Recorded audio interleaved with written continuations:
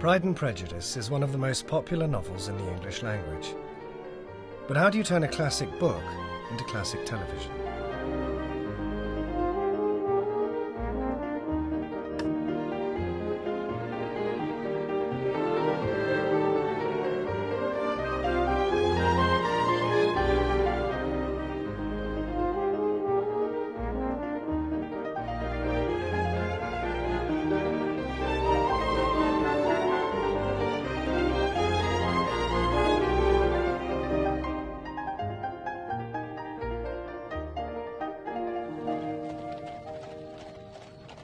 For this production of Pride and Prejudice, the overall aim was to be as true as possible to the spirit of Jane Austen's original book.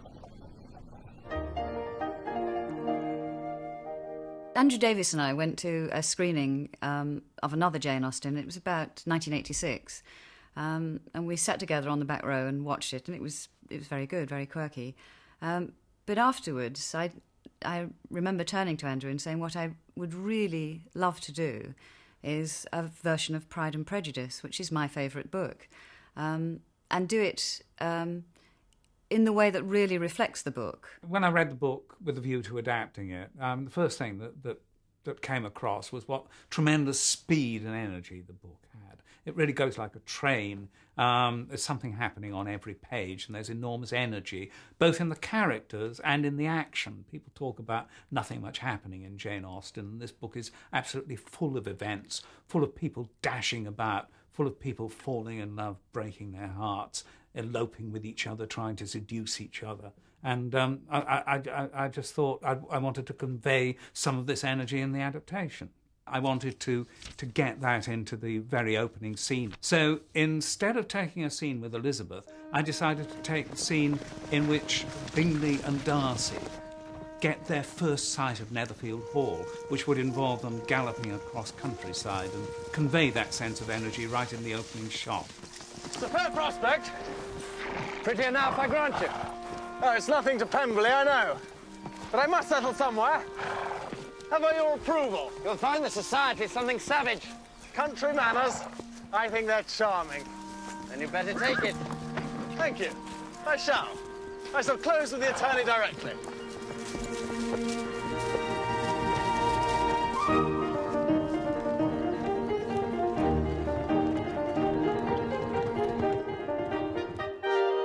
To me, Pride and Prejudice is a very, very popular book, and I wanted to make a piece of popular television.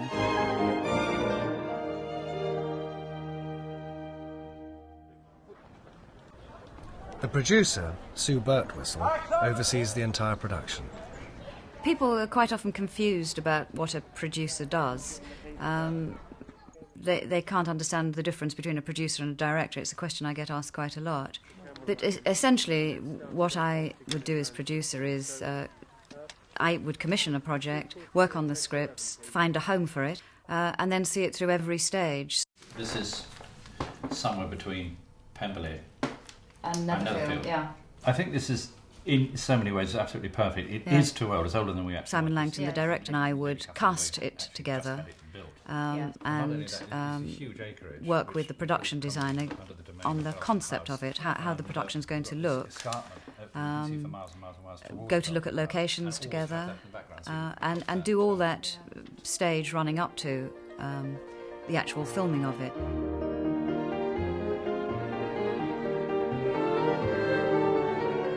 Finding the right locations is fundamental to the entire design process. But is design for a period drama more difficult?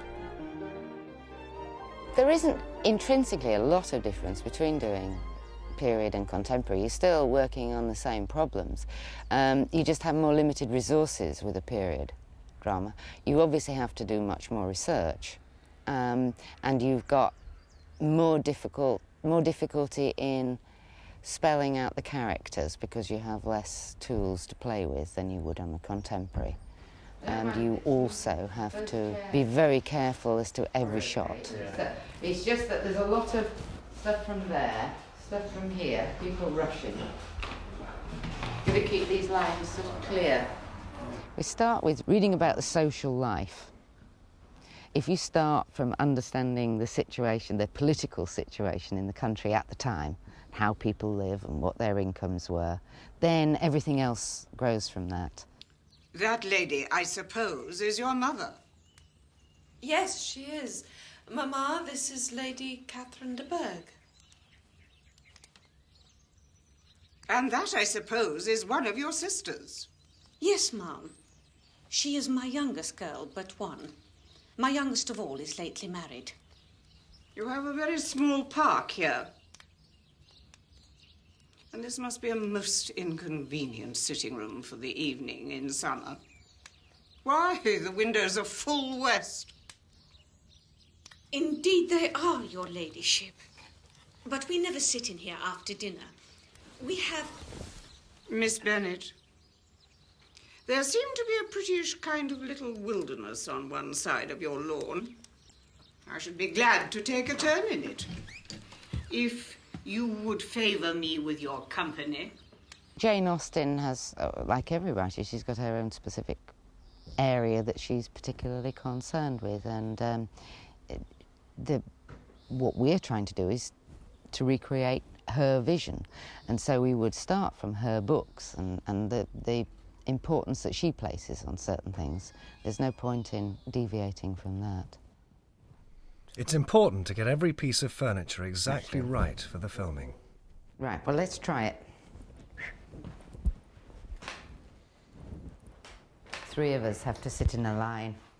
Plenty of room. And this one? Not very much room. That's a bit snug, isn't it? A bit cosy, that one. Right. I had hoped to condole with your poor father and your mother. Our father is still in London, sir, and our mother is not yet well enough to leave her room.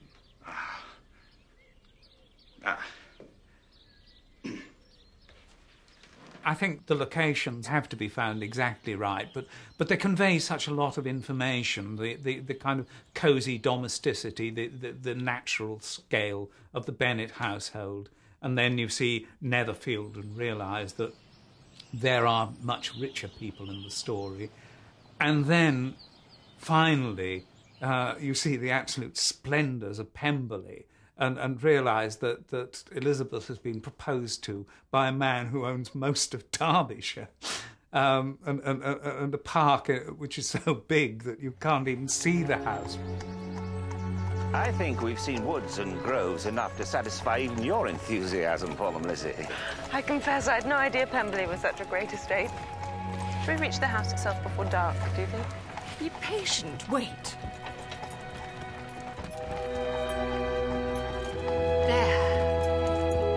Stop the coach.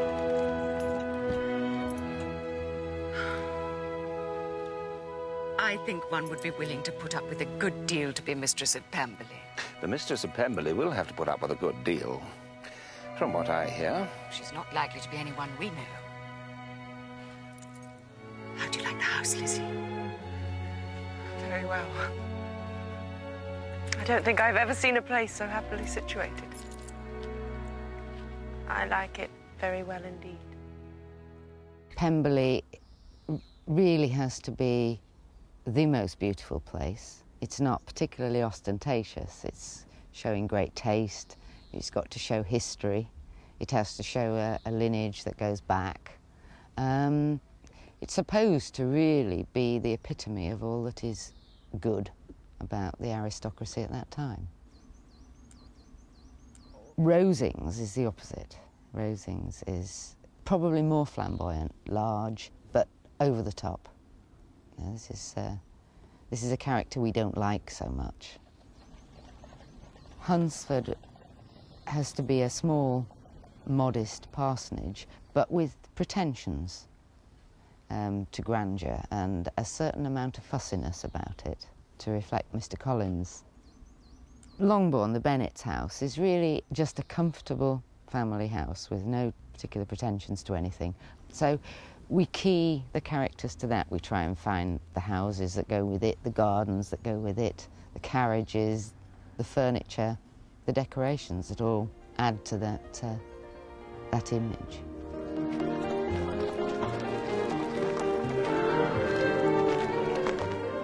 In terms of the design for somewhere like Meryton,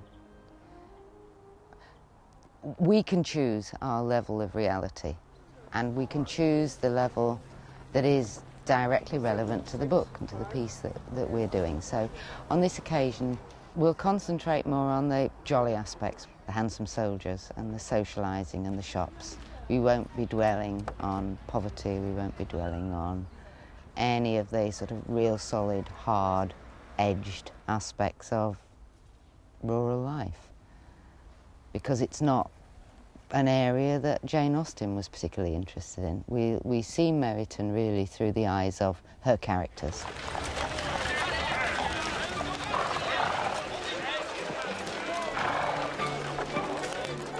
Costumes are also influenced by how each character comes across in the book.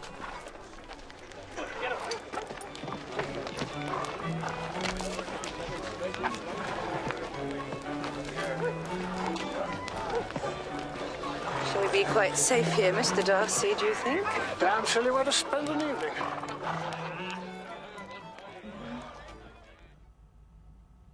Miss Bingley would never have been seen in a print dress. She would always worn silk or very fine embroidered muslin. We also gave Miss Bingley very, very big feathers, although Anna Chancellor is over 6 foot, in order to emphasise her haughtiness and her high social standing, because she just wanted to look as, you know, as posh and as snobby as possible. To get a real sense of the characters, I read the book and the script to have a detailed knowledge of how they develop throughout the book, so that I can start to understand how they would dress. Well, casting, it's a truism to say casting is important. It's probably the most important thing or aspect of the whole production process. Particularly for a book that is so well known, because unlike other novels which have been adapted and successfully done, Pride and Prejudice is, I think I'm right in saying, is one of, if not the most widely read classical novel in the English language. If we've got Alison and Ben, Mr. and Mrs. Bennet, yeah. So if you like, there's even more enhanced responsibility on the part of the casting process to get those people absolutely right. I mean, we're very, very keen to have David Bamber as Mr. Collins. Now, when we first auditioned David Bamber for Mr. Collins, I thought he was the ideal person for this job, and he absolutely proved it when he came into audition, because he performed the proposal scene, and he did it completely seriously, which is the only way it works. My reasons for marrying are, first, that I think it a right thing for every clergyman to set the example of matrimony in his parish. Secondly, that I am convinced it will add very greatly to my happiness.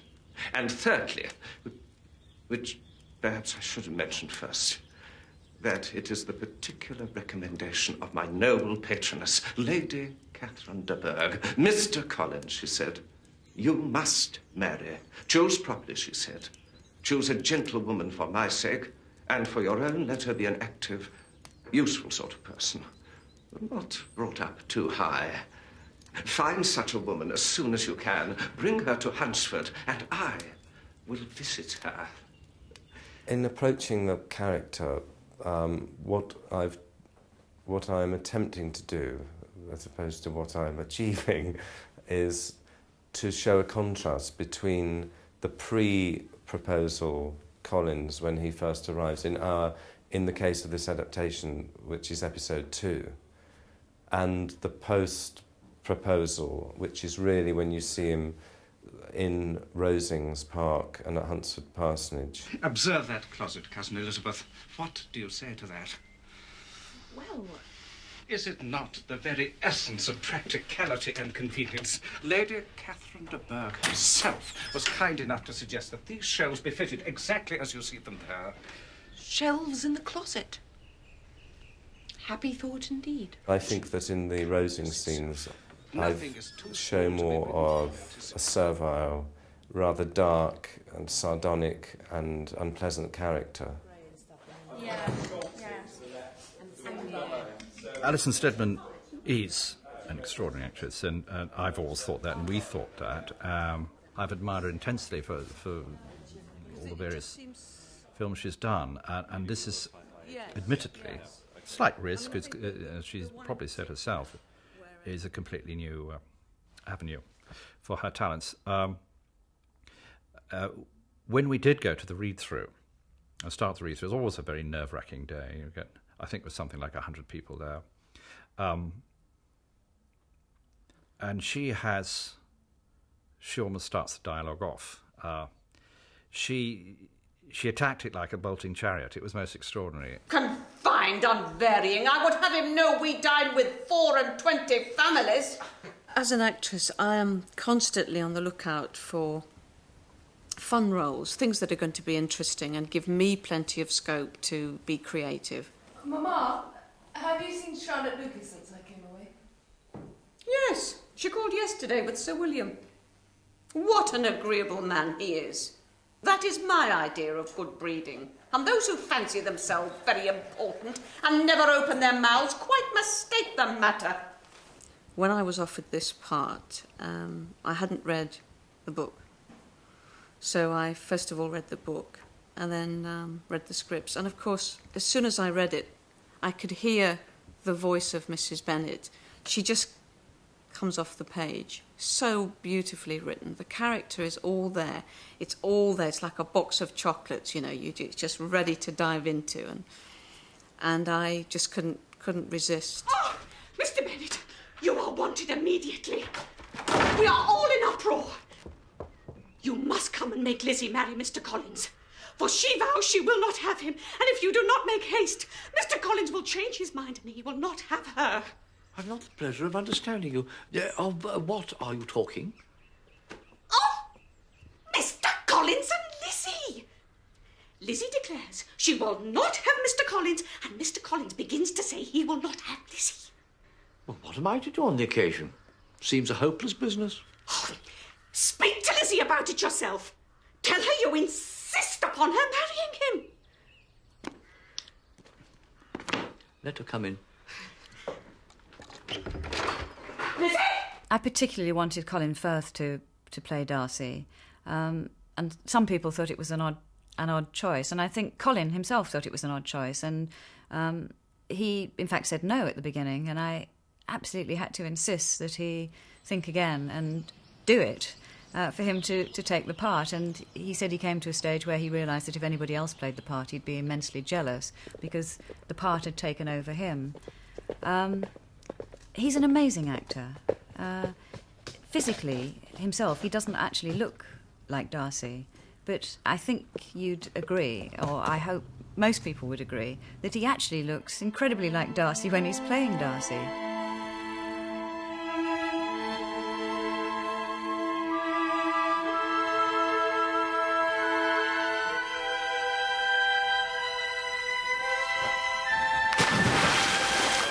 This scene gives the impression that Colin Firth, as Darcy, gets soaked in the lake at Pemberley. In actual fact, this isn't quite true. The scene is put together using lots of different shots, which sometimes require several takes from different angles. So the film crew doesn't want Colin to get wet too quickly. He does dive, but not into the lake. It's onto this blue mattress. Meanwhile, his stunt double is about to jump in the lake. All under the watchful eye of these professional divers, here to take care of everyone's safety.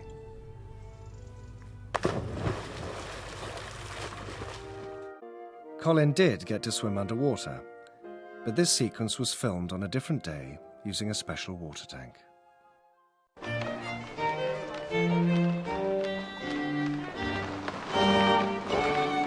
Even if they don't always do their own stunts, actors in period dramas like Pride and Prejudice may be required to demonstrate other talents, like dancing.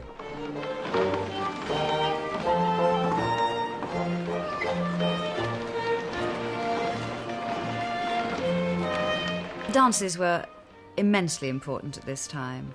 They gave an opportunity for young men and women to meet and to court, if you like.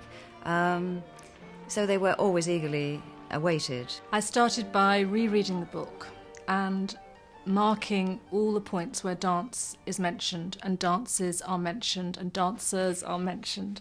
And also I marked all the places where they bow and they curtsy and they reverence and they come and they go and they show their sort of social manners, how they behaved at that point in time.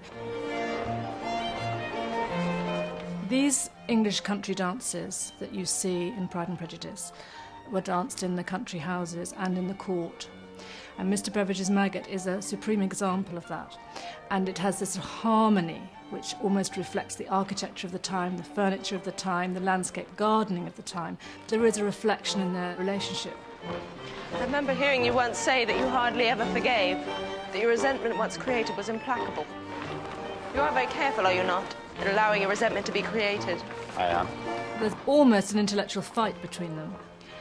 At the same time as that's going on, there's something totally harmonious happening between them physically.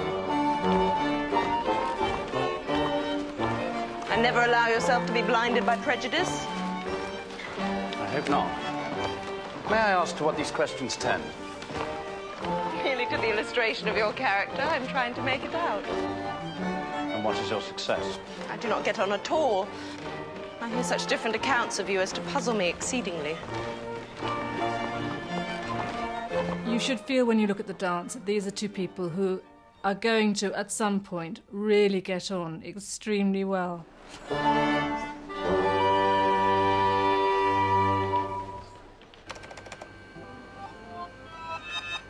Editing is the third aspect of the whole production process. You have pre-production, you have the actual production itself, and then you have post-production, which is almost entirely editing. It's the editing process and how you put it together. You can change the whole focus of a scene simply by staying on one shot 1 second longer than another. The beauty of the love between Darcy and Elizabeth, that it is held back almost to the last moment, and it's the timing of the shots between the two of them. Too long in either way would have made it self-conscious, but it's not. It is just the right time. I think, as far as music concerned, actually what you do, in a sense, is provide a fourth dimension. Something which is not said or seen in terms of the visual action, but something more abstract, which is thought and hinted at. Now, you can ruin it by making it too strong, too obvious. But you can help it by just, in some mysterious way, keep it going in a romantic sense. Please allow me to thank you on behalf of all my family, since they don't know to whom they are indebted. If you will thank me, let it be for yourself alone. Your family owes me nothing. Much as I respect them, I believe I thought only of you. You are too generous to trifle with me. If your feelings are what they were last April, tell me so at once. My affections and wishes are unchanged. But one word from you will silence me on this subject forever. Oh, my feelings. My feelings are... I'm ashamed to remember what I said then. My feelings are so different. In fact, they are quite the opposite.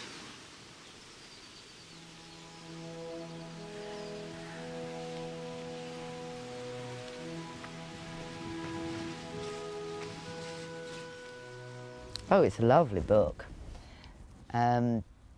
It's a classic love story. Even the fellas on the unit who don't really normally like much period drama, they've all read it and they think it's wonderful. They couldn't put it down. So I've had a few of the prop men saying, oh, it's great. We all hope that we've done justice to this fantastic book of Jane Austen's, this fantastic story. I mean, we've all gone to a lot of trouble, not only from the acting department, but every department. The design of the costumes and the the wigs if necessary, and the makeup. We're not allowed to wear any makeup and mascara and things, which has been quite a shock to some of us, not to be able to put a flick of mascara on, but we've tried to stick absolutely and make it as real and authentic as possible. I've read it now hundreds of times, but every single time I wait to see if Elizabeth and Darcy are going to get together. I still suspend my disbelief until that moment, and I long for it to work out. So it is the best romance.